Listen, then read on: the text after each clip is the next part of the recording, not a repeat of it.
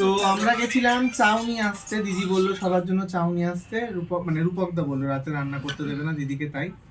আর এই যে পেয়ে গেছিস 5টা চাউ? হ্যাঁ 5টা চাউ পেয়েছি। আর 100 টাকা করে চাও। প্রসেনজিৎ 100 টাকা করে আমায় শেখাচ্ছিস? না 80 টাকা করে নিয়ে 80 টাকাও না, 70 টাকা করে চাও। যাও কি চেক করে আসো। 5 টাকা করে নিয়ে কি করবো, 25 টাকা ও নিয়ে বাবা, তোরা আইসক্রিম খেয়ে নিবি? বাবা মান সম্মান রাখছে না। আর এরা সেজেগুজে এখন রিলস বানাচ্ছিল, দেখিয়ে দে তো ফাইনাল সেজেগুজে কেমন লাগছে। আরো আরো আরো আরো কাছে আয়, আরো কাছে আয়।